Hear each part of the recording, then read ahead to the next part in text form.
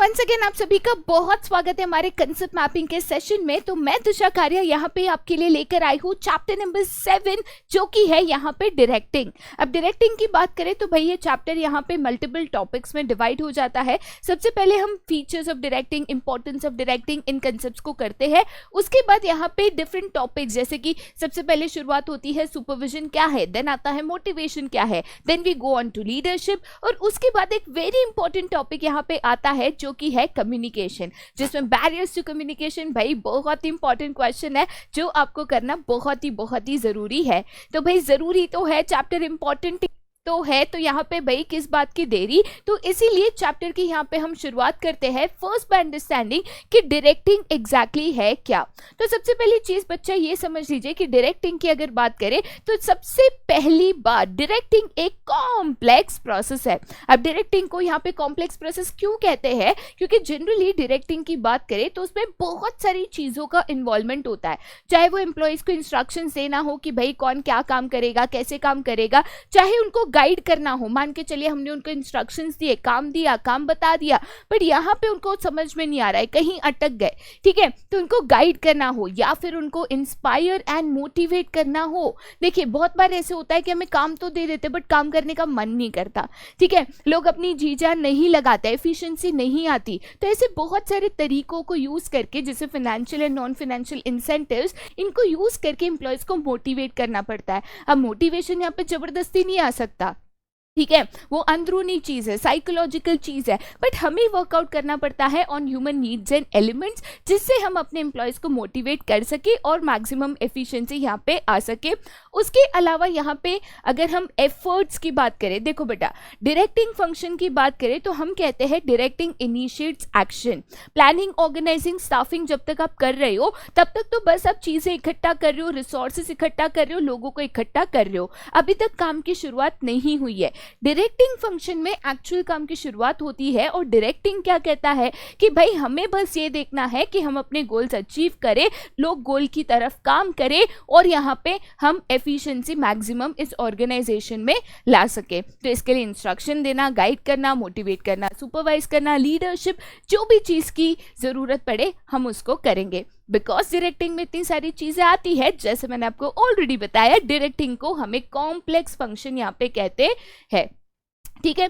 यहाँ पे आते हैं to the first brief question of the chapter, जहां पे हमें समझना है कि भाई डायरेक्टिंग के फीचर्स या कैरेक्टरिस्टिक्स क्या है। जैसे मैं बार बार कहते आ रही हूँ, nature, feature, characteristics one and the same है। तो यहाँ पे डायरेक्टिंग के अगर फीचर्स की बात करें तो सबसे पहला फीचर बेटा क्या कहता है कि डायरेक्टिंग इनिशिएट्स एक्शन।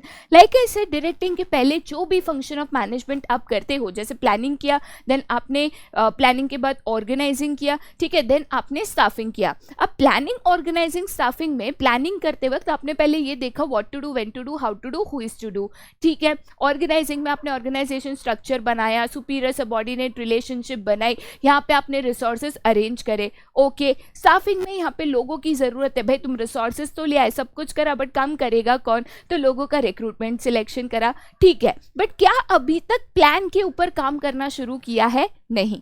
तो प्लान रेडी है, चीजें रेडी है, लोग आ चुके हैं, अब लोगों को बताना है कि कौन क्या काम करेगा, उनको गाइड करना है, वर्क अलॉट करना है, ये डायरेक्टिंग करता है। तो डायरेक्टिंग लेवल पे एक्चुअल प्लान पे काम होना शुरू होता है, तभी हम कहते हैं डायरेक्टिंग इनिशिएट्स एक्शन। उसके बाद नेक्स्ट चीज क्या आती है कि डायरेक्टिंग एक कंटिन्यूअस फंक्शन है। देखिए क्यों इसको कंटिन्यूइंग या कंटिन्यूअस फंक्शन कहते हैं, इसका एक सिंपल सा रीजन है। अब मान के चलिए आप कोई बॉस हो या आप मैनेजर हो, ठीक है, तो ऐसे केस में आपने इंस्ट्रक्शंस दे दिए, ऑर्डर्स दे दे कि भाई तेरे को ये काम करना है, तो हो गया? नहीं। आप जब इंस्ट्रक्शंस देते हो, ऑर्डर्स देते हो, तो उसका कांस्टेंट फॉलोअप लेना पड़ता है, देखना पड़ता है कि भाई वो काम हो रहा है, नहीं हो रहा है। अगर कहीं अटक गया, कहीं कोई दिक्कत आई, तो आपको गाइड भी करना पड़ता है। बीच में लग रहा है कि यार लोग ढीले पड़ रहे हैं, ठीक है, काम नहीं कर पा रहे, एकदम ऐसे डीमोटिवेट हो गए, तो मोटिवेट भी करना पड़ता है। तो directing continuously through out the process चलता है। राइट तो ऐसा नहीं है कि भाई एक बार ऑर्डर दे दिया आपका काम खत्म, नहीं, ठीक है। नेक्स्ट फीचर यहाँ पे बेटा क्या कहता है कि directing takes place at all the levels. अब देखिए कंपनी में जनरली 3 लेवल्स ऑफ मैनेजमेंट होते हैं, टॉप, मिडिल और लोअर। डायरेक्टिंग एक ऐसा फंक्शन है जो all the levels of management पे होता है। कैसे? तो भाई टॉप लेवल मिडिल लेवल को डायरेक्ट करता है, इंस्ट्रक्शंस देता है कि भाई देखो हमने ये प्लान्स बनाए, स्ट्रेटेजीज बनाए, उसके ऊपर आपको काम करना है। मिडिल लेवल लोअर लेवल को इंस्ट्रक्शंस देता है कि देखिए ये हमारे डिपार्टमेंटल टारगेट है, इसके लिए हमें एक प्लान बनाना है, उसको अचीव करना है। लोअर लेवल अपने एम्प्लॉयज को यहाँ पे डायरेक्ट करता है, सुपरवाइज करता है। तो इन शॉर्ट डायरेक्टिंग हर एक लेवल ऑफ मैनेजमेंट पे मौजूद होता है। देन हम आते हैं directing flows from top to bottom. अब देखिए टॉप टू बॉटम की बात करूं तो जनरली कोई भी ऑर्गेनाइजेशन स्ट्रक्चर में एक होता है आपका सुपीरियर और दूसरा होता है आपका सबऑर्डिनेट, ठीक है। सुपीरियर यहाँ पे टॉप लेवल होता है क्योंकि उसके पास ज्यादा अथॉरिटी होती है, बेसिकली उनका जो पोजीशन है, जो अथॉरिटी है वो सबऑर्डिनेट से ज्यादा होती है, तो टॉप लेवल। और यहाँ पे सबऑर्डिनेट को हम मानते हैं बॉटम लेवल, ठीक है, क्योंकि वो उसका जूनियर है, उसकी अथॉरिटी यहाँ पे कम है। तो जब डायरेक्टिंग की बात आती है, ऑर्डर इंस्ट्रक्शन की बात आती है, बेटा कभी भी जो सुपीरियर है वही तो सबऑर्डिनेट को डायरेक्ट कर सकता है, इंस्ट्रक्शंस दे सकता है। अब सबऑर्डिनेट जूनियर थोड़ी सुपीरियर को डायरेक्ट कर सकता है, इंस्ट्रक्शन कर सकता है कि सर आपको ना ये काम ऐसे करना है, आप इसको कल तक कर देना, ऐसा तो नहीं होता, ठीक है। और इसीलिए हम कहते हैं directing flows from top to bottom. Generally superiors अपने सबऑर्डिनेट्स को इंस्ट्रक्ट करते हैं, डायरेक्ट करते हैं, ऑर्डर देते हैं, बताते हैं कौन कब क्या कैसे करेगा, ठीक है। नेक्स्ट चीज बेटा यहाँ पे क्या है, परफॉर्मेंस ओरिएंटेड होता है डायरेक्टिंग। देखो बेटा डायरेक्टिंग का मेन काम एक ही होता है कि एम्प्लॉय से मैक्सिमम एफिशिएंसी लाना, ये देखना कि एम्प्लॉय अपना बेस्ट परफॉर्मेंस दे, बेस्ट तरीके से काम करे और ऑर्गेनाइजेशन में पॉजिटिव आउटपुट आ सके, हम ऑर्गेनाइजेशन के जो गोल्स है उसको यहाँ पे आसानी से अचीव कर सके, ठीक है। नेक्स्ट चीज बेटा यहाँ पे क्या है कि डायरेक्टिंग एक ह्यूमन एलिमेंट है। देखो बेटा सुपीरियर सबऑर्डिनेट को इंस्ट्रक्ट कर रहा है, ठीक है, तो सुपीरियर भी एक ह्यूमन है, सबऑर्डिनेट भी एक ह्यूमन है। अब मुझे अगर किसी से काम करवाना है, एफिशिएंसी लानी है, तो मान के चलो मुझे उनको मोटिवेट करना है। किसको मोटिवेट करना है? लोगों को। तो उनकी सोच, साइकोलॉजी, समझ को देखना होगा, समझना होगा, परखना होगा, वैसे ही तो आप मोटिवेट कर पाओगे। तो इसमें ह्यूमन एलिमेंट इन्वॉल्व होता है क्योंकि यहाँ पे आप लोगों के साथ डील कर रहे हो, आप यहाँ पे लोगों को इंस्ट्रक्ट कर रहे हो, ठीक है। चलिए ये तो हो गया फीचर्स है, तो कैरेक्टरिस्टिक्स ऑफ डायरेक्टिंग। अब हम यहाँ पे जाते हैं इंपॉर्टेंस ऑफ डायरेक्टिंग पे। आप इसको इंपॉर्टेंस कहो तो भी सेम, सिग्निफिकेंस कहो तो भी सेम। इंपॉर्टेंस ऑफ डायरेक्टिंग की बात करें तो सबसे पहली चीज आती है कि डायरेक्टिंग का काम होता है टू इनिशिएट एक्शन। कोई भी ऑर्गेनाइजेशन में अगर डायरेक्टिंग मौजूद नहीं है, आपने प्लानिंग बना दी, ऑर्गेनाइजिंग कर दिया, स्टाफिंग कर दिया, बट जब तक डायरेक्टिंग नहीं करोगे तब तक एक्चुअल काम शुरू नहीं होगा। काम शुरू नहीं होगा तो गोल्स अचीव नहीं होंगे, इसीलिए डायरेक्टिंग बहुत इंपॉर्टेंट है। नेक्स्ट चीज क्या कहता है कि डायरेक्टिंग इंटीग्रेट्स एम्प्लॉयज एफर्ट्स। अब देखो बेटा एक चीज समझ लो, एक ऑर्गेनाइजेशन जो है ना मल्टीपल डिपार्टमेंट्स में डिवाइडेड होता है, जैसे फाइनेंस डिपार्टमेंट है, प्रोडक्शन डिपार्टमेंट है, एचआर डिपार्टमेंट है एंड सेल्स डिपार्टमेंट है। तो ऐसे केस में हर एक डिपार्टमेंट अपना अपना काम कर रहा है, उनके अपने अपने गोल्स है, उनके अपने अपने टारगेट्स है, बट ये सारी डिपार्टमेंट्स को एंड में तो ऑर्गेनाइजेशनल गोल अचीव करना है। तो डायरेक्टिंग इनके बीच में कोऑर्डिनेशन एंड कोऑपरेशन लाता है, ठीक है, जहाँ पे डायरेक्टिंग इंश्योर करता है कि सारे डिपार्टमेंट्स कोऑर्डिनेशन कोऑपरेशन के साथ काम करें और एक साथ ऑर्गेनाइजेशनल गोल्स को यहाँ पे अचीव करें, ठीक है। नेक्स्ट चीज बेटा यहाँ पे क्या है, तो मीन्स ऑफ मोटिवेशन। अब देखिए बेटा डायरेक्टिंग की बात करें तो डायरेक्टिंग में जो सुपीरियर्स होते हैं, जैसे मैंने कहा directing flows from top to bottom, तो सुपीरियर यहाँ पे सबऑर्डिनेट्स को इंस्ट्रक्शंस देते हैं।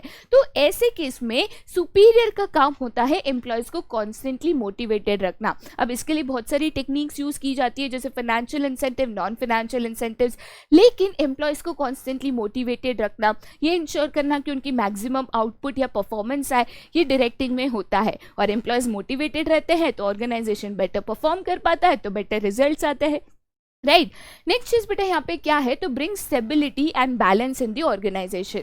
अब देखिए काफी बार ऐसे होता है कि डिपार्टमेंट्स अलग है, लोग अलग है, तो उनकी सोच अलग है, तो ऐसे केस में बैलेंस कैसे आएगा। एक बेस्ट ऑफ द एग्जांपल देते हैं, जैसे जनरली जो मार्केटिंग एंड सेल्स होता है, अब मार्केटिंग कहता है कि भाई मेरे को ना धूम एडवर्टीजमेंट करनी है, एकदम एग्रेसिव लेवल ऑफ एडवर्टीजमेंट करनी है, तो भाई मेरे को बहुत ज्यादा पैसा दो, ठीक है। फाइनेंस डिपार्टमेंट कहता है भाई भाई भाई इतना खर्चा अपन नहीं कर सकते, ठीक है, इतना पैसा आप डाल दोगे, रिजल्ट नहीं आया तो कंपनी का क्या हाल होगा, हम इतना पैसा तो नहीं दे सकते। तो यहाँ पे कॉन्फ्लिक्ट हो गया, मार्केटिंग डिपार्टमेंट बोलता है ज्यादा पैसा दो, फाइनेंस डिपार्टमेंट बोलता है इतना नहीं दे सकते। तो ऐसे केस में सुपीरियर्स का काम होता है, डायरेक्टिंग का रोल होता है दोनों में बैलेंस लाना, दोनों को कन्विंस करना, एक आउटपुट लाना, एक यहाँ पे डिजायर्ड रिजल्ट लाना।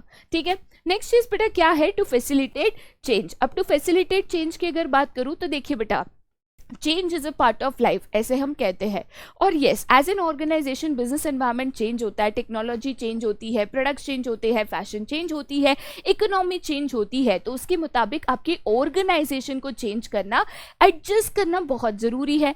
बट लोग है ना चेंज होने जल्दी तैयार नहीं होते। रीजन क्या, मेहनत जाती है, डर सा लगता है, जैसे कोई नई टेक्नोलॉजी आ गई तो लोग रेजिस्ट करते हैं, हमें ये नहीं चाहिए, हमें ये नहीं चाहिए। ठीक है, ये होता है। तो डायरेक्टिंग का काम है, सुपरवाइजर्स का काम है, सुपीरियर्स का काम है एम्प्लॉयज़ को कन्विंस करना, उनको समझाना कि टेक्नोलॉजी क्यों आई, क्या इसके फ़ायदे होंगे, क्या एडवांसमेंट होगा, क्या बेनिफिट्स होंगे।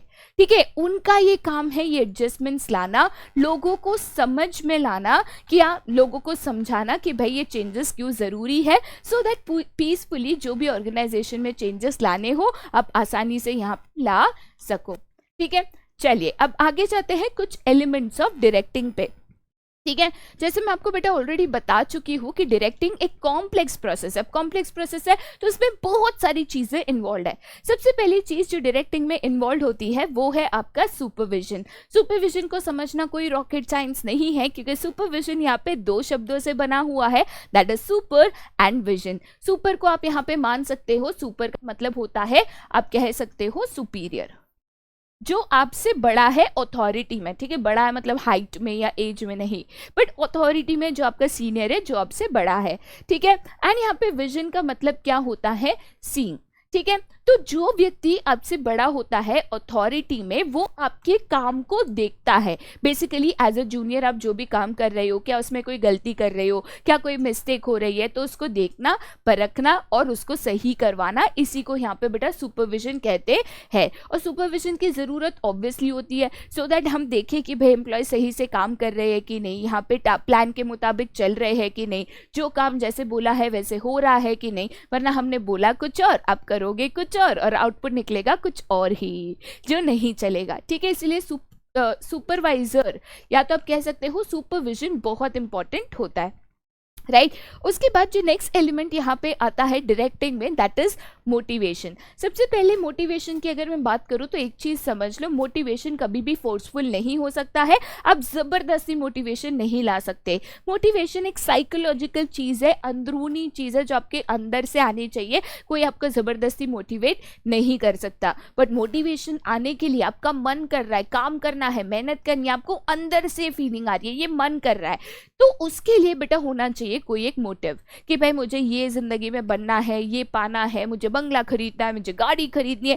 कोई एक मोटिव या तो पर्पस होता है जिससे मोटिवेशन यहाँ पे आता है। तो काफी बारी मोटिव्स और पर्पस सेट करना बेटा ये मैनेजर्स का काम होता है, जहाँ पे कोई ना कोई चीज आपको दिखा के वो मोटिवेट करने की कोशिश यहाँ पे करते हैं। ठीक है, मोटिवेशन को थोड़ा सा और इन डिटेल समझेंगे उसके फीचर्स और कैरेक्टरिस्टिक्स के साथ। सबसे पहली चीज मोटिवेशन में ये होती है कि यहाँ पे मोटिवेशन एक साइकोलॉजिकल फिनोमेना है।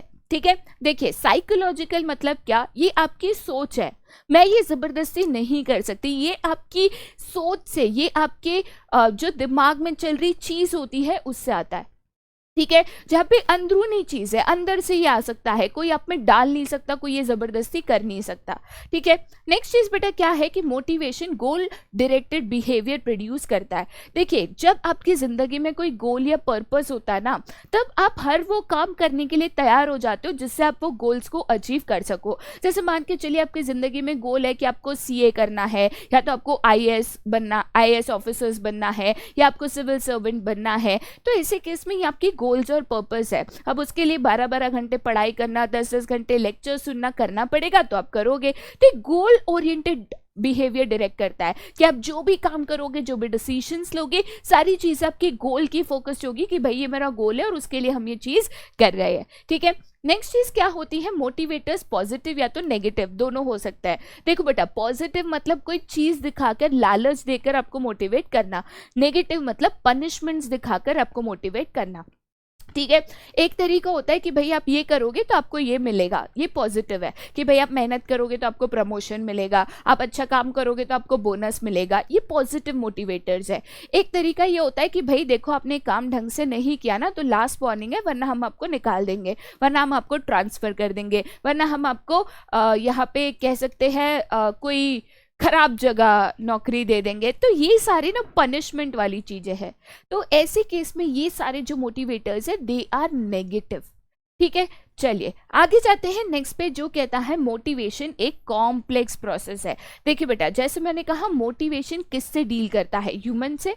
अब एक व्यक्ति की जो गोल है, जो नीड है, जरूरी नहीं है कि दूसरे व्यक्ति की भी वही गोल और नीड है, राइट। तो ऐसे केस में, और ये जो नीड होती है ना बेटा सबकी अलग होती है, ये आपको यहाँ पे समझना बहुत जरूरी है, ठीक है। किसी को कुछ चाहिए, किसी को कुछ चाहिए, तो अलग अलग लोगों की अलग अलग नीड्स को समझ के वो फैक्टर्स से इनको मोटिवेट करना, भाई ये बहुत मुश्किल है, बहुत मुश्किल है, ठीक है। नेक्स्ट चीज बेटा क्या है, तो motivation is a dynamic and continuous process. देखिए बेटा, लोगों की नीड्स बदलते रहती है। तो आज मैंने आपको एक लालच दिखा के मोटिवेट किया, हर बार वही लालच तो नहीं चलेगा। जैसे आपने बोल दिया कि भाई ये करो तो ये मिलेगा, हर बार वही देते रहोगे तो लोग क्या मोटिवेट होंगे, नहीं। तो आपको यहाँ पे इंसेंटिव चेंज करने पड़ते हैं, तरीका चेंज करना पड़ता है, और ये टाइम टू टाइम चलते ही रहता है। ऐसा नहीं है कि भाई एक काम हो गया चलो मोटिवेशन खत्म, नहीं, क्योंकि काम कांस्टेंट होता है तो मोटिवेशन भी कंटिन्यूअस एंड कॉन्स्टेंटली इसकी जरूरत पड़ती है, ठीक है। चलिए आगे जाते हैं अब हम टू द नेक्स्ट, जो कि है Maslow's need hierarchy theory, one of the very very very important questions of the chapter.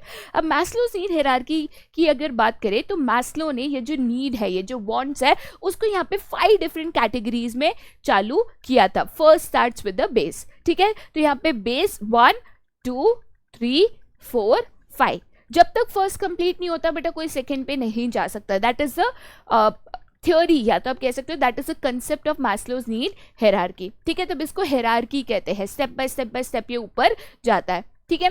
सबसे पहली चीज बेटा, सबसे पहली कभी भी आती है आपकी फिजियोलॉजिकल नीड्स, इन शॉर्ट आपकी बेसिक नीड्स। वो कहता है ना रोटी कपड़ा मकान, ठीक है। देखिए बेटा, कोई भी व्यक्ति सबसे पहले जब भी फोकस करता है वो अपनी बेसिक नीड्स पे फोकस करता है कि भाई घर हो बंगला हो ना, पहले खाने हो ना, ठीक है, 2 टाइम की रोटी मिले, ठीक है। देन आता है कि आपको क्लोथिंग मिले, बेसिकली आप एक्सटर्नल एनवायरनमेंट से अपने आप को प्रोटेक्ट कर पाओ। देन एक शेल्टर चाहिए, छत चाहिए, ठीक है। तो यहाँ पे जब मैं फिजियोलॉजिकल नीड्स की बात करती हूँ, कोई भी व्यक्ति सबसे पहले अपनी बेसिक नीड्स को पूरा करने की कोशिश करता है।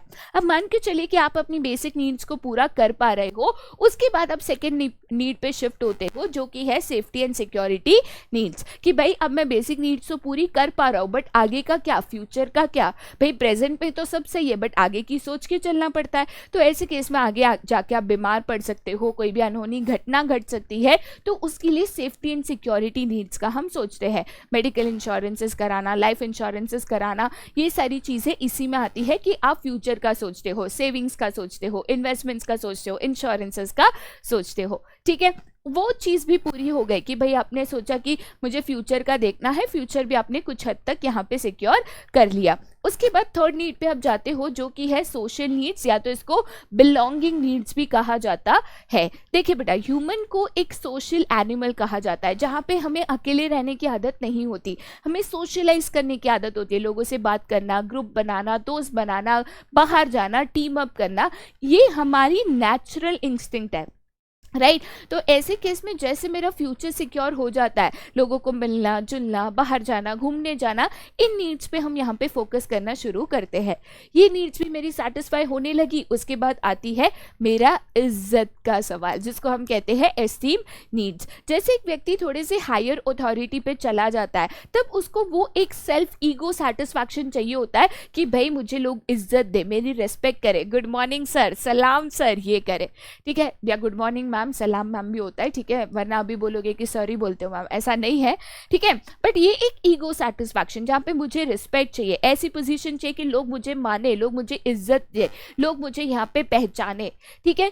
Last but not the least need हमेशा आपकी होती है सेल्फ एक्चुअलाइजेशन नीड्स। यहाँ पे आपकी एक नीड आप कह सकते हो खत्म हो जाती है। सेल्फ एक्चुअलाइजेशन वो लेवल है जहाँ पे एज अ ह्यूमन आपको लगता है कि भाई मैंने मेरी जिंदगी का जो एम था वो पूरा कर दिया, मतलब जो चीजें चाहिए थी आज मेरे पास सब कुछ है, मैंने मेरा जिंदगी का एम पूरा कर दिया, now I am completely satisfied. तो इसीलिए मैस्लो ने नीड्स को 5 डिफरेंट कैटेगरीज में यहाँ पे क्लासिफाई किया था। वेरी वेरी इंपॉर्टेंट क्वेश्चन है, तो आपको यहाँ पे याद रखना है, ठीक है। मैं बार बार लगातार मोटिवेशन के टाइम बोल रही थी कि भाई मोटिवेट करने के लिए इंसेंटिव चाहिए, इंसेंटिव चाहिए, इंसेंटिव चाहिए।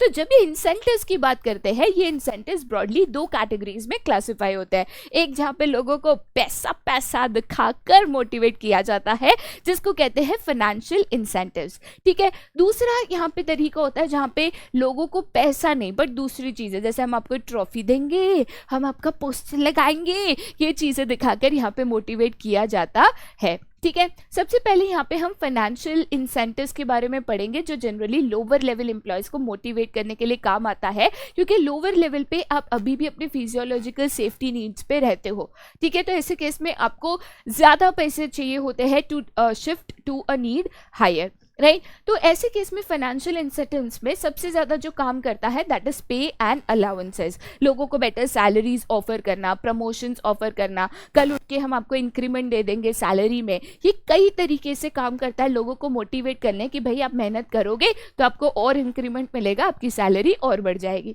ठीक है। नेक्स्ट तरीका होता है प्रॉफिट शेयरिंग। देखो प्रॉफिट शेयरिंग में बेटा कंपनी क्या करती है, तो कंपनी अपने एम्प्लॉयज को कहती है देखिए अगर आप ज़्यादा मेहनत करते हो और अगर कंपनी को ज़्यादा प्रॉफिट होता है तो ये सरप्लस प्रॉफिट हम एम्प्लॉयज में डिस्ट्रीब्यूट कर देंगे। तो कंपनी इसमें एक मिनिमम प्रॉफिट टारगेट सेट करती है, लेटर से 10 करोड़, राइट। तो 10 करोड़ से ऊपर जितना भी प्रॉफिट होगा कंपनी उसको एम्प्लॉयज में डिस्ट्रीब्यूट कर देगी। तो अगेन तरीका होता है ज्यादा कमाने का, ठीक है। नेक्स्ट तरीका बेटा क्या होता है, तो को पार्टनरशिप एंड स्टॉक ऑप्शन। अब देखिए मैं अगर प्रॉफिट शेयरिंग दे दूं, ज्यादा सैलरी दे दूं, फिर भी कंपनी में आपको ओनरशिप, डिसीजन मेकिंग, कोई पोजीशन नहीं मिलती।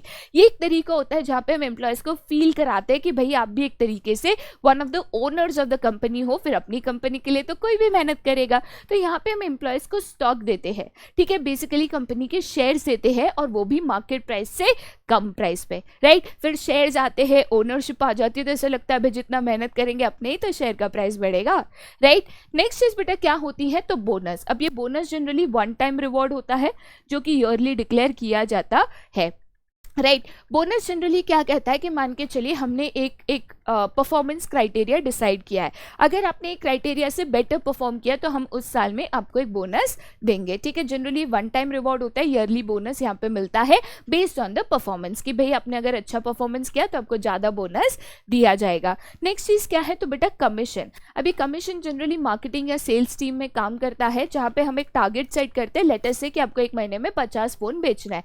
50 फोन के ऊपर आपने जितने भी फोन बेचे तो हर फोन पे आपको एक परसेंटेज ऑफ कमीशन दिया जाएगा। तो ज्यादा सेल्स ज्यादा पैसे, ठीक है।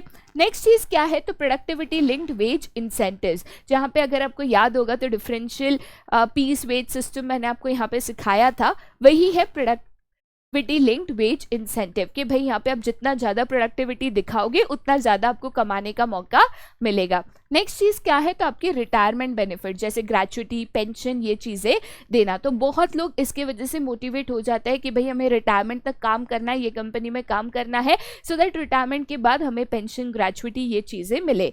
Last but not the least आते हैं पर्क्स, या तो इसको फ्रिंज या तो पर्क्विसाइड्स भी कहते हैं।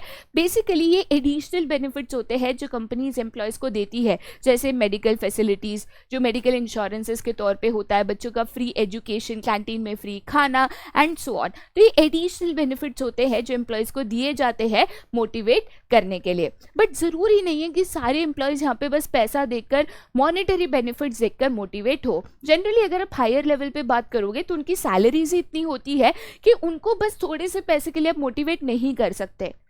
राइट। देर आर ऑर्गेनाइजेशन जहाँ पे मिड सीनियर लेवल पे करोड़ों रुपए की तो सैलरी होती है, तो आप इनको बोलोगे भाई तुमको साल का 50,000 बोनस मिलेगा, तो उससे तो कई गुना ज़्यादा वो टैक्स भर रहे होते हैं, तो वो 50,000 के लिए मोटिवेट नहीं होंगे। तो ऐसे केस में इन लेवल्स पे काम करता है नॉन मॉनेटरी इंसेंटिव, जहाँ पे वो एस्टीम लेवल पे कहीं ना कहीं होते हैं। कौन से होते हैं नॉन मॉनेटरी इंसेंटिव?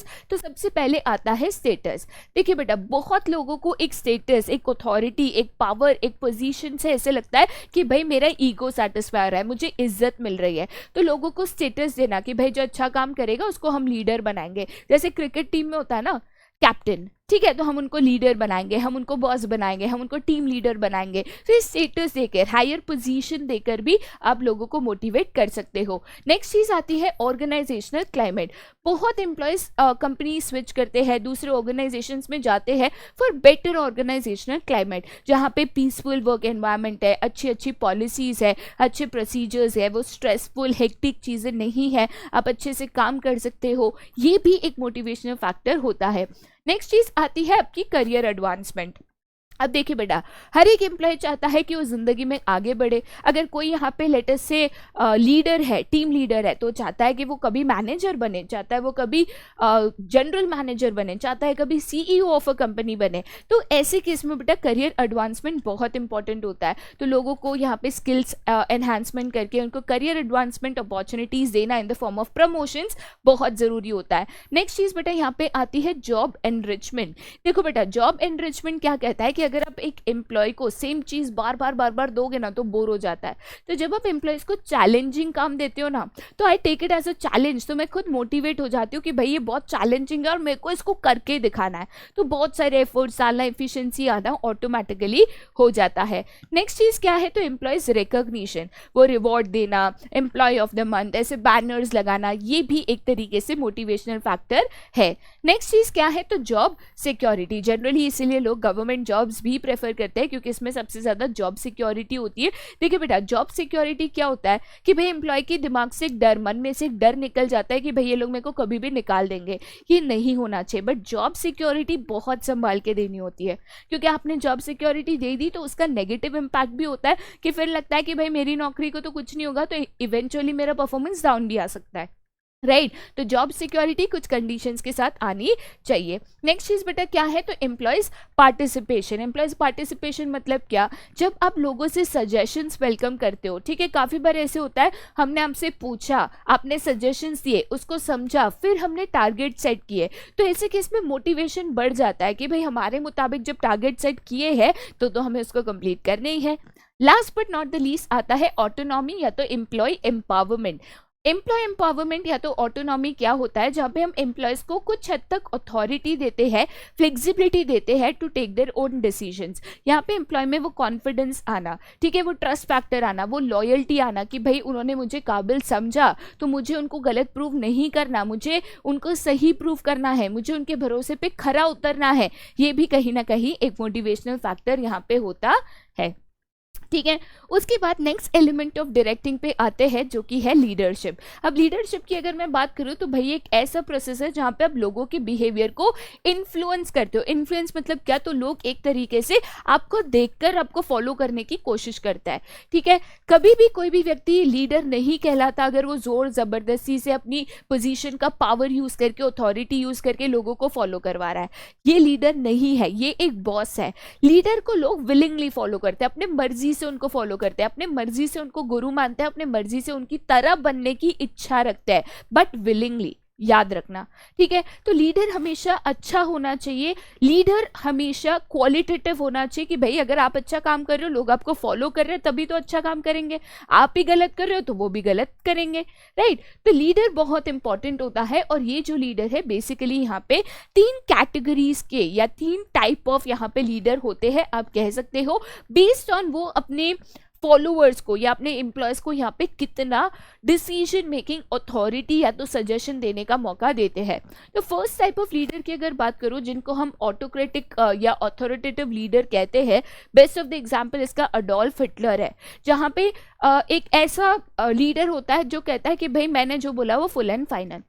ठीक है, मुझे कोई एम्प्लॉयज़ का सजेशन नहीं चाहिए, मुझे उनकी कोई बात नहीं सुनना है, मैंने जो बोला तुमको बस उसको एज एन ऑर्डर फॉलो करते जाना है बिना कोई सवाल रेज करे। तो इनको कहते हैं ऑटोक्रेटिक लीडर्स। उसका एग्जैक्ट ऑपोजिट होता है हमेशा डेमोक्रेटिक या तो पार्टिसिपेटिव लीडर।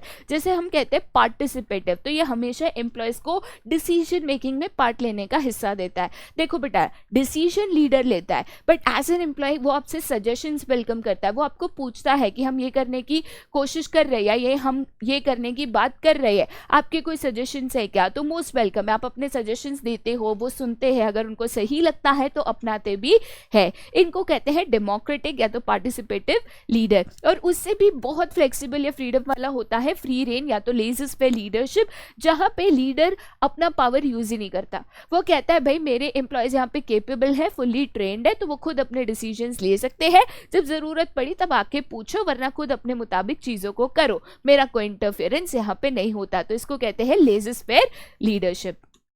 चलिए, यहाँ पे पार्टिसिपेटिव लीडरशिप की बात करूँ तो पार्टिसिपेटिव लीडरशिप में आप यहाँ पे नारायण मूर्ति का एग्जाम्पल लिख सकते हो, कोई भी एग्जाम्पल लिख सकते हो। पार्टिसिपेटिव तो बहुत मिल जाएंगे। ठीक है, चलिए अब हम जाते हैं to the last topic of the chapter, जो कि बहुत ही बेहतरीन टॉपिक है, दैट इज कम्युनिकेशन। अब यहाँ पे बेटा मैं कम्युनिकेशन की बात करूँ तो बेसिकली कम्युनिकेशन यहाँ पे एक्सचेंज ऑफ इंफॉर्मेशन पे काम करता है। अब ये इंफॉर्मेशन चाहे आइडिया के तौर पे हो, मैसेज के तौर पे हो, कोई प्लान हो, स्ट्रेटेजी हो, जहाँ पे एक व्यक्ति अपनी इंफॉर्मेशन दूसरे व्यक्ति तक पहुँचाता है, तो इसको यहाँ पे कम्युनिकेशन कहते हैं। ये कम्युनिकेशन एक प्रोसेस में जाता है, इसकी एक सीक्वेंस होती है। प्रोसेस जब भी वर्ड आता है तो सीक्वेंस, यहाँ पे पॉइंट्स का सीक्वेंस फॉलो करना बहुत इंपॉर्टेंट होता है। कोई भी कम्युनिकेशन प्रोसेस सबसे पहले या हमेशा सबसे पहले शुरुआत होती है सेंडर से। सेंडर कौन होता है? तो वो व्यक्ति जिसके दिमाग में कोई मैसेज है, कोई आइडिया है जो वो शेयर करना चाहता है या तो चाहती है, वो इस मैसेज को सबसे पहले अपने दिमाग में फ्रेम करता है। अब आपको कुछ बोलना है या आप कुछ सोच रहे हो, तो क्या सोच रहे हो बताने के लिए आपको पहले दिमाग में एक मैसेज फ्रेम करना होगा कि भाई ऐसे ऐसे ऐसे हमें इसको बोलना है। ठीक है, अब ये चीज़, ये मैसेज तो आपके दिमाग में है, सामने वाला आपका दिमाग तो पढ़ नहीं सकता, तो इसी मैसेज को आपको यहाँ पे एक लैंग्वेज में, एक स्क्रिप्ट में, एक टेक्स्ट में कन्वर्ट करना होता है, जिसको हम कहते हैं एनकोडिंग। तो आपके दिमाग में जो भी मैसेज है, आइडिया है, उसको आप जो एक लैंग्वेज में, एक सेंटेंस में कन्वर्ट करते हो, उसको हम क्या कहते हैं? एनकोडिंग। अब एनकोडिंग तो कर लिया, मैसेज तो आपने फॉर्म कर लिया, बट मैसेज को ट्रांसमिट करने के लिए आपको चाहिए होता है एक मीडिया। जैसे आप टेक्स्ट मैसेज कर सकते हो, व्हाट्सएप मैसेज कर सकते हो, कॉल करके बता सकते हो, फेस टू फेस बता सकते हो, तो कोई एक मीडियम ऑफ कम्युनिकेशन चाहिए होता है। मीडियम ऑफ कम्युनिकेशन के द्वारा ये मैसेज आप किस तक पहुंचाना चाह रहे हो? तो ये मैसेज आप पहुंचाना चाह रहे हो रिसीवर तक। ठीक है, रिसीवर कौन? जिसको मैसेज मिल रहा है, जिस तक मैसेज आ रहा है। लेकिन रिसीवर तक मैसेज आने के पहले ये मीडिया से आपको उसको डिकोड करना होगा। अब ये मैसेज को आपने एक सेंटेंस में, टेक्स्ट में कन्वर्ट किया इन एनकोडिंग, रिसीवर तक आने के पहले ये मैसेज को वापस एक रिसीवर के अंडरस्टैंडिंग लैंग्वेज में कन्वर्ट करना होगा, जिसको हम कहते हैं डिकोडिंग। डिकोडिंग होने के बाद रिसीवर तक मैसेज आया, रिसीवर ने मैसेज पढ़ा, समझा, अगर ये मैसेज उसको सही से समझ में आया तो उसने उसका रिप्लाई दिया, जिसको हम कहते हैं फीडबैक।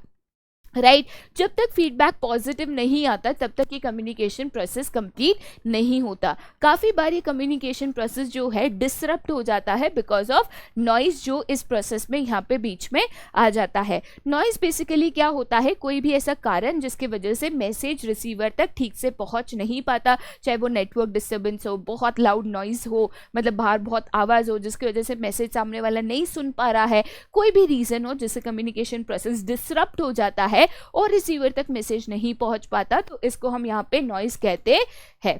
ठीक है, चलिए अब ये कम्युनिकेशन की बात करें तो जनरली कम्युनिकेशन दो टाइप का होता है, एक फॉर्मल और एक इनफॉर्मल। फॉर्मल कम्युनिकेशन की बात करें तो जनरली ऑर्गेनाइजेशंस में जो काम की रिलेटेड बात होती है, वर्क रिलेटेड बातें होती है, जो most of the times return form में होती है। It can be oral, it can be return, but most of the times return prefer किया जाता है, सो दैट एक प्रूफ ऑफ कम्युनिकेशन हो। इसको हम यहाँ पे फॉर्मल कम्युनिकेशन कहते हैं। याद रखना, ये ऑफिस प्लेस के लिए जनरली होता है।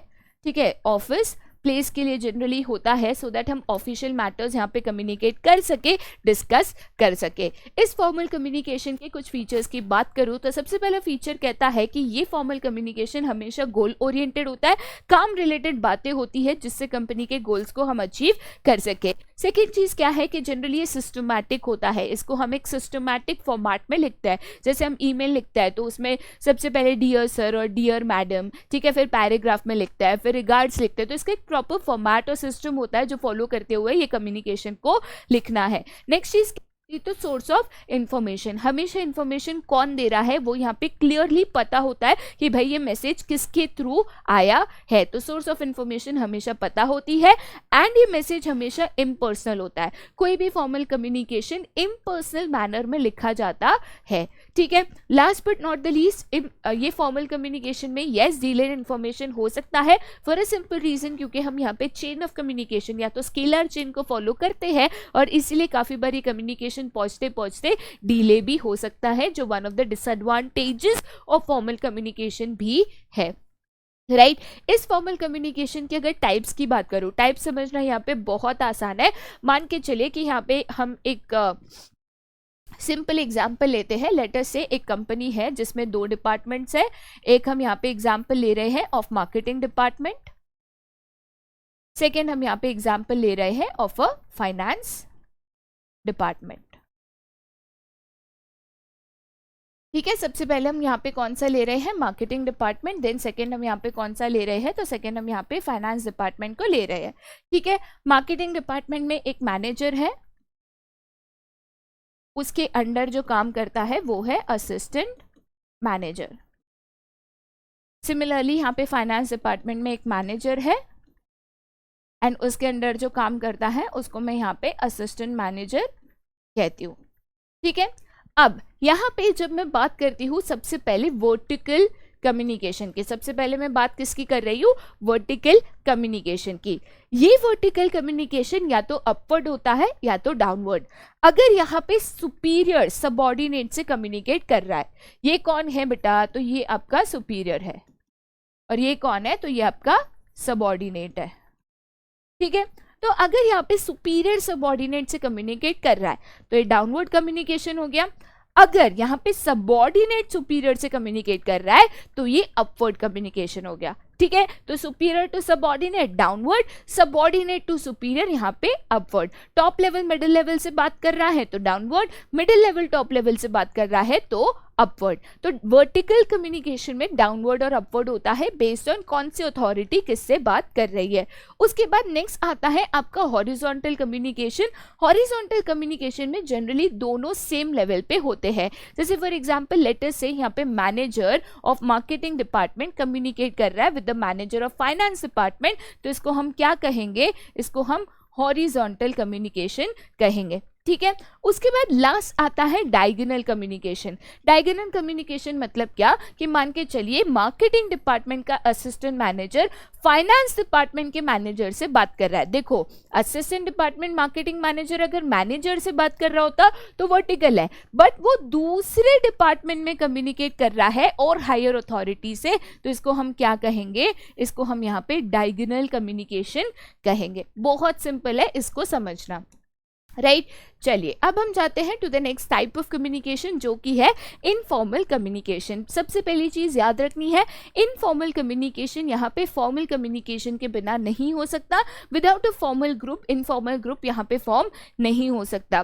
कोई भी ह्यूमन है तो उसकी एक सोशल नीड होती है, बिलोंगिंगनेस वाली जो नीड है कि हमें एक दूसरे से बात करनी है, दोस्ती यारी करनी है, इधर उधर की हम बातें करते हैं, जैसे तूने खाना खाया क्या, आज क्या हो गया, तेरी तबीयत ठीक नहीं है, और ये शर्ट तो बहुत मस्त लग रहा है तेरे पे, ठीक है। तो ये जो तरीके होते हैं कम्युनिकेशन के, जहाँ पे हम within the formal organisation groups बनाते हैं, डिस्कशंस करते हैं, सोशलाइज करते हैं, तो ये सारी चीजें बेटा यहाँ पे इनफॉर्मल कम्युनिकेशन में आ जाती है। इनफॉर्मल कम्युनिकेशन की कुछ फीचर्स की बात करूँ तो इनफॉर्मल कम्युनिकेशन हमेशा लोगों की साइकोलॉजिकल सेटिस्फैक्शन के लिए होता है कि वो अपनी जो सोशल नीड्स है वो यहाँ पे पूरी कर सके। नेक्स्ट चीज क्या है, तो भाई ये इनफॉर्मल कम्युनिकेशन जो है वो जनरली कैसा होता है, तो यहाँ पे वो फास्ट होता है, ठीक है। This is not east but this is fast, ठीक है। चलिए इसको कट करके लिख देते हैं, वो हमेशा फास्ट होता है, क्योंकि यहाँ पे आपको कोई भी स्केलर चेन फॉलो नहीं करना है। ऐसा नहीं कि टॉप लेवल मिडिल को बोलेगा, मिडिल लोअर को बोलेगा, यहाँ पे कोई भी किसी से बात कर सकता है, तो इसीलिए कम्युनिकेशन बहुत फास्ट और क्विक होता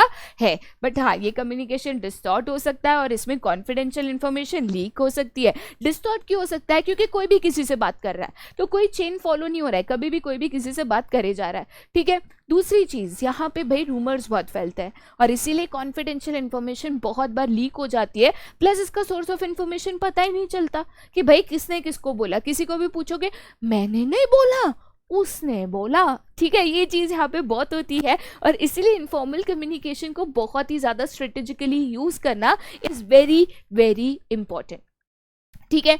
चलिए अब हम आते हैं to the most important topic of the chapter, जो कि है बैरियर्स टू कम्युनिकेशन। देखिए बेटा, कम्युनिकेशन काफ़ी बार यहाँ पे ठीक से कंप्लीट नहीं होता, या कम्युनिकेशन की अगर आप बात करो तो काफ़ी बार ये जो कम्युनिकेशन है यहाँ पे मिस आउट हो जाता है, अधूरा रह जाता है बिकॉज ऑफ बैरियर्स। ये बैरियर्स की अगर बात करो तो इन बैरियर्स को यहाँ पे डिफरेंट कैटेगरीज में डिवाइड किया जाता है, जैसे सिमेंटिक बैरियर्स है, साइकोलॉजिकल बैरियर्स है, ऑर्गेनाइजेशनल है एंड पर्सनल है। इन सभी को इन डिटेल समझेंगे। सिमेंटिक बैरियर्स की बात करें तो सिमेंटिक बैरियर्स मेनली रिलेटेड होते हैं टू वर्ड्स, ठीक है। जहाँ पे आप बोलना कुछ चाह रहे हो, सामने वाला समझ कुछ और रहा है, बिकॉज आप डिफिकल्ट वर्ड्स यूज कर रहे हो, या वर्ड्स पर डिफरेंट मीनिंग्स यूज कर रहे हो, या कॉम्प्लेक्स लैंग्वेज का यूज कर रहे हो, तो इसके कारण आपने बोला कुछ, सामने वाले ने समझा कुछ, तो इसको कहते हैं सिमेंटिक बैरियर्स। सिमेंटिक बैरियर्स आ सकते हैं बिकॉज ऑफ मल्टीपल रीजन, जैसे कि बैडली एक्सप्रेस मैसेजेस, ठीक है। यहाँ पे देखो बेटा, बैडली एक्सप्रेस मैसेजेस की अगर बात करूँ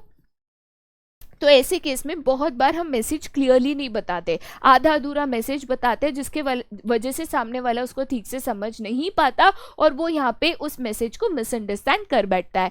नेक्स्ट इंपॉर्टेंट सिमेंटिक बैरियर क्या है? तो ऐसे सिंबल्स को यूज करना विद डिफरेंट मीनिंग्स, ठीक है। जैसे हम अगर ऐसा कहते हैं तो दिस कैन बी ठेंगा, this can be all the best, this can be ऊपर, ठीक है, this can be thumbs up. तो भाई ऐसे बहुत सिंबल्स है जिसके डिफरेंट मीनिंग्स है, तो ऐसे सिंबल्स यूज किए विदाउट स्पेसिफाइंग द मीनिंग तो अगेन कंफ्यूजन हो जाता है। नेक्स्ट क्या है? तो फॉल्टी ट्रांसलेशन। आपने ऐसी लैंग्वेज यूज की जो रिसीवर को समझ में नहीं आता। जैसे मैंने एक बड़ी सी नोटिस बनाई लेबरर्स के लिए इंग्लिश में, अब लेबरर्स को इंग्लिश रीड करने नहीं आती, तो उसने किसी और को पूछा कि भाई ये मेरे को नहीं समझता क्या लिखा हुआ है, तो जरा समझा तो मेरे को पढ़कर।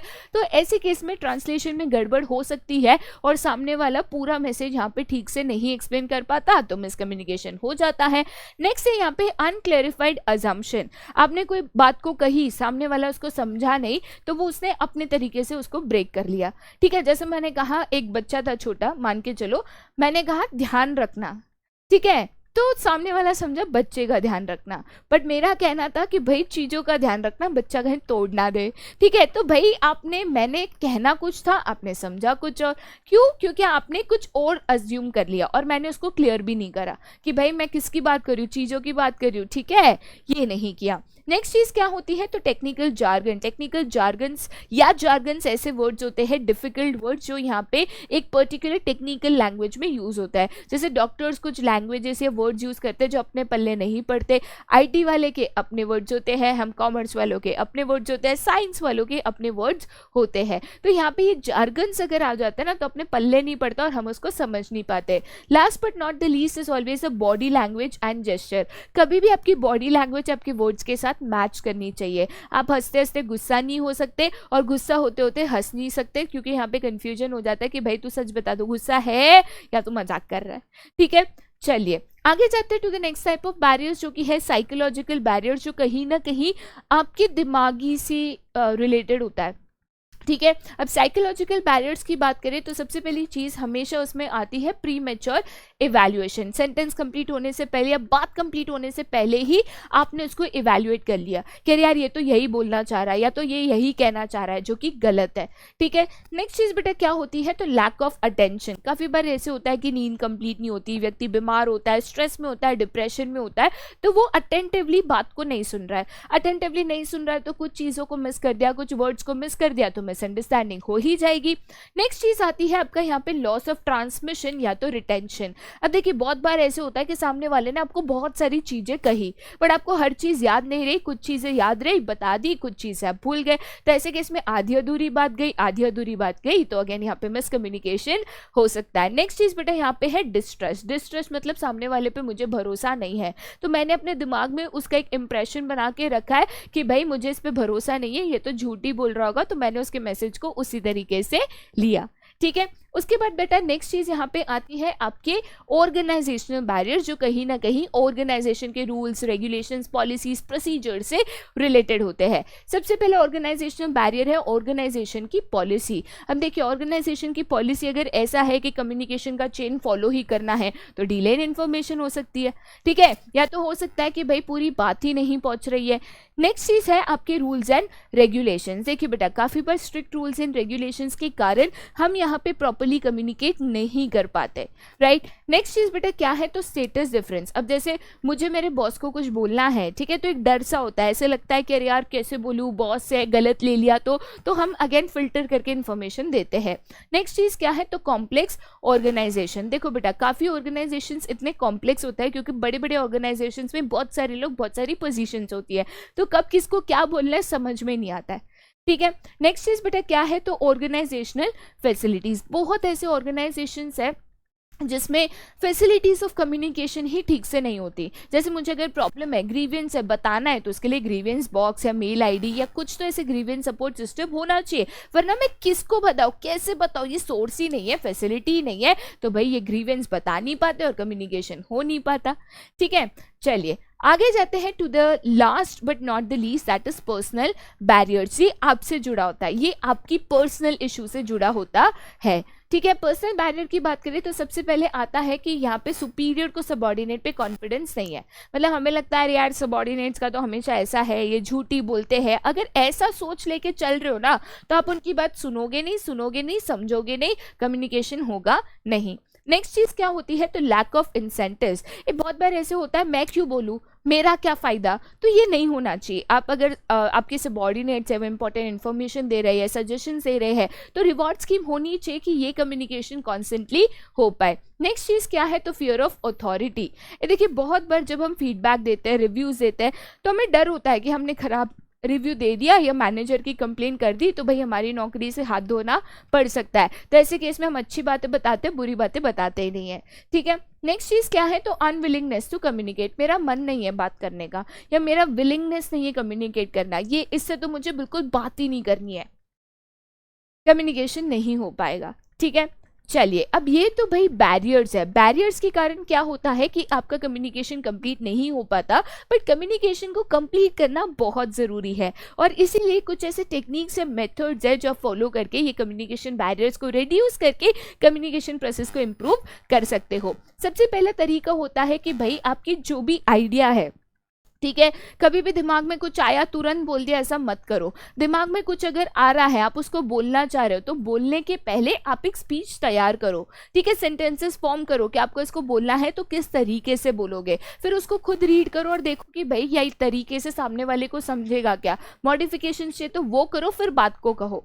ठीक है, नेक्स्ट चीज क्या होती है, तो communication according to the needs of the receiver. अब देखो सामने वाला यहाँ पे पढ़ा लिखा नहीं है तो टेक्निकल जार्गन्स यूज मत करो, उसको इंग्लिश नहीं आती तो लोकल लैंग्वेज यूज करने की कोशिश करो। नेक्स्ट है कंसल्ट अदर्स बिफोर कम्युनिकेटिंग। कोई भी इंपॉर्टेंट मैसेज देने के पहले या कोई भी इंपॉर्टेंट बात बताने के पहले दूसरों को कंसल्ट करो, उनको बता के दिखाओ कि देखो मैं ये बताना चाह रहा हूँ, एक बार सुन लो। हो सकता है उनको वहाँ पे कोई मिस्टेक मिल जाए, गलती मिल जाए, आप उसको करेक्ट कर लो। नेक्स्ट चीज क्या है, तो proper language, tone and contents of the message use करो। देखिए काफी बार ऐसे होता है कि मैसेज तो सही होता है, टोन गलत होता है तो सामने वाला मिसअंडरस्टैंड कर लेता है। इसको बिल्कुल नहीं करना है। आपके वर्ड्स, आपके एक्सप्रेशन, बॉडी लैंग्वेज, टोन के साथ मैच होने चाहिए सो दैट ये कंफ्यूजन क्रिएट ना हो। नेक्स्ट चीज जरूरी है प्रॉपर फीडबैक। देखो बेटा मैसेज देने के बाद रिसीवर से प्रॉपर फीडबैक लेने से पता चलता है कि उसको चीजें समझ में आई या नहीं आई। नहीं आई तो कंफ्यूजन वही क्लियर करने का मौका भी आपको मिलता है। नेक्स्ट क्या है, तो present communication for the present as well as for the future. तो प्रेजेंट टेंस और फ्यूचर टेंस के मुताबिक आपको यहाँ पे कम्युनिकेशन करना चाहिए। नेक्स्ट क्या है, तो फॉलोअप कम्युनिकेशन। देखिए बेटा काफी बार आपने एक बात कह दी, फिर आपको उसका फॉलोअप करना है कि भाई तेरे को समझा समझा ना, ऐसा बोला था तूने उस मुताबिक किया ना, तो फॉलो अप कम्युनिकेशन। ठीक है, बहुत बार ऐसे होता है आपने एक बात बताई फिर आपने छोड़ दी, बट उसका फॉलो अप लेना बहुत ज़रूरी है। नेक्स्ट क्या है, तो always be a good listener. देखिए बेटा, काफ़ी बार ऐसे होता है कि आप चीज़ों को ठीक से सुनते नहीं, अटेंटिवली सुनते नहीं हो, इसीलिए भी मिसकम्युनिकेशन होता है। तो हमेशा सही ठीक से सुनो, अटेंटिवली चीज़ों को सुनो। नेक्स्ट क्या है, तो हमेशा ओपन माइंड रखो। ऐसा नहीं कि वो तो मेरा जूनियर है, सबॉर्डिनेट है, वो मेरे को क्या बताएगा क्या सिखाएगा, उसको क्या आता है, ऐसे दिमाग से कभी भी कम्युनिकेशन नहीं होता। ओपन माइंड रखो, लोग कुछ भी कह रहे हैं तो उनकी बात सुनो, चाहे आपका जूनियर हो चाहे आपका सबॉर्डिनेट हो। Last but not the least, again completeness of the message. सबसे ज़रूरी चीज़, मैसेज कभी भी आधा अधूरा ना रखो। आधी बात बताएं तो मिसकम्युनिकेशन, मिस इन्फॉर्मेशन ही होगी। मैसेज हमेशा कंप्लीट करो, पूरा यहाँ पे करो। ठीक है, चलिए, तो इसी के साथ भी ये जो चैप्टर है और इसका जो कंसेप्ट मैपिंग है वो यहाँ पे ख़त्म होता है। बट दोबारा ऐसे चैप्टर के साथ ज़रूर मिलेंगे। लेंदी चैप्टर था, बट मैं उम्मीद रखती हूँ कि फटाफट ये रिवाइज ज़रूर हो गया होगा। बट आज के लिए यहीं पे bye and have a nice day.